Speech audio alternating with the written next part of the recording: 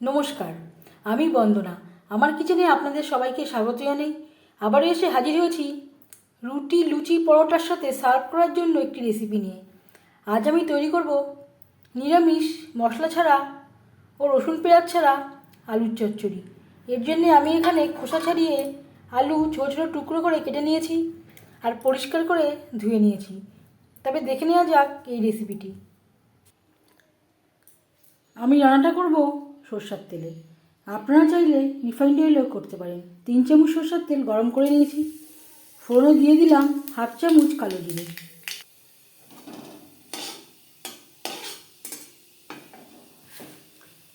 পনেরো 20 সেকেন্ড কালো জিরে ভেজে নেওয়ার পর দিয়ে দেবো আলু।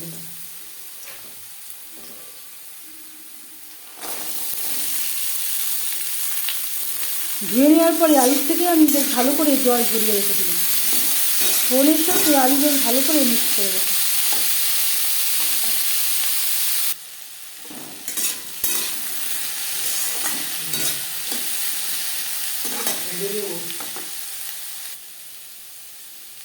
তিন 4 মিনিট ভেজে নেওয়ার পর দিয়ে দেবো স্বাদ মতো লবণ,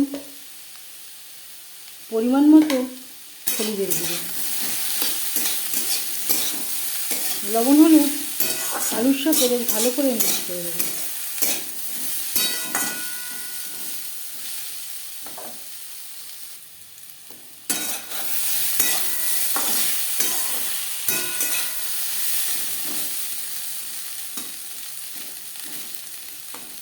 আলু ভেজে নেওয়া হয়ে গেছে। এবার দিয়ে দেবো জল। জল কতটা অ্যাড করবেন সেটা সম্পূর্ণ নির্ভর করছে আপনার উপর। যেহেতু রুটি পরোটার সাথে সার্ভ করার জন্য আলুর চচ্চড়ি একটু গা মাখামাখাই ভালো হবে। সেদ্ধ হওয়া পর্যন্ত অপেক্ষা করব। গ্রেভি যখন বেশ ভালো করে ফুটতে শুরু করে দেবে, গ্যাসের ফ্লেমটাকে লোতে করে দেব। ঢাকনা চাপা দিয়ে সেদ্ধ হওয়া পর্যন্ত অপেক্ষা করব।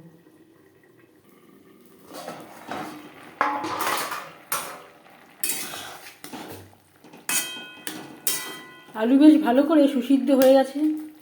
এই পর্যায়ে আপনারা চাইলে কয়েক টুকরো আলু ভেঙে দিতে পারেন।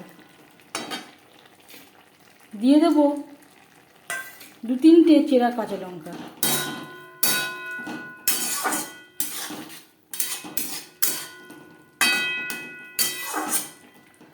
এক 2 মিনিট নাড়াচাড়া করে নেওয়ার পর গ্যাসের ফ্লেমটা অফ করে দেব। 5 মিনিট ঢেকে স্ট্যান্ডিং টাইমে রাখবো। রুটি, লুচি, পরোটার সাথে সার্ভ করার জন্য নিরামিষ আলুর চচ্চড়ি রেডি। এই রেসিপিটি কেমন লাগলো অবশ্যই জানাবেন কমেন্টের মাধ্যমে। যদি এই রেসিপিটি ভালো লেগে থাকে লাইক করবেন, শেয়ার করবেন, সাবস্ক্রাইব করবেন আমার চ্যানেলটিকে। বেল আইকনটা ক্লিক করে দেবেন। যখন আমি নতুন ভিডিও আপলোড দেব তার নোটিফিকেশান সবার আগে আপনার কাছে পৌঁছে যাবে। আপনারা সবাই ভালো থাকবেন। এই ভিডিওটি দেখার জন্য ধন্যবাদ।